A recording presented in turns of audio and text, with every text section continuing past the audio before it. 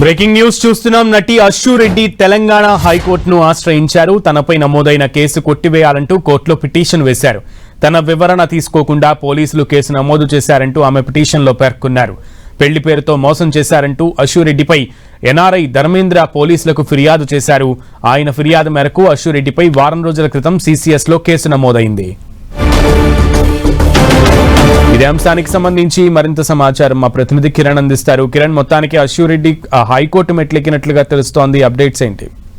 నటి అశు రెడ్డి హైకోర్టును ఆశ్రయించారు. తనపై సిసిఎస్ లో నమోదైన కేసును కొట్టేయాలని అది పిటిషన్ సంబంధించి తనకు సంబంధించిన వివరాలు తీసుకోకుండా కేసు నమోదు చేశారంటూ కూడా ఆమె హైకోర్టును ఆశ్రయించారు. అయితే గత కొద్ది రోజుల క్రితం ధర్మేంద్ర అనే వ్యక్తి ఇచ్చిన ఫిర్యాదు మేరకు కూడా అశు రెడ్డితో పాటు ఆమె కుటుంబ సభ్యుల మీద సిసిఎస్ పోలీసులు కేసు నమోదు చేశారు. ప్రేమించి పెళ్లి చేసుకుంటానని నమ్మించి ఆ తర్వాత వివిధ రూపంలో కూడా 9 కోట్ల రూపాయలకు పైగా డబ్బులు వసూలించారంటూ కూడా ధర్మేంద్రతో పాటు ధర్మేంద్ర కుటుంబ సభ్యులు సిసిఎస్ పోలీసులను ఆశ్రయించారు. పూర్తి వివరాలు సేకరించిన తర్వాత కూడా పోలీసులు కేసు నమోదు చేశారు. ప్రస్తుతానికైతే తాజాగా ఈ కేసుకు సంబంధించి కూడా తన ప్రమేయం లేకపోయినా తన వివరణ తీసుకోకుండా కేసు నమోదు చేశారంటూ వెంటనే సిసిఎస్ లో నమోదైన కేసును కొట్టివేయాలంటూ కూడా ఆమె హైకోర్టును ఆశ్రయించారు. అయితే ఈ రోజు మధ్యాహ్నం తర్వాత ఆమె పిటిషన్ మీద విచారణ జరిగే అవకాశం అయితే ఉంది.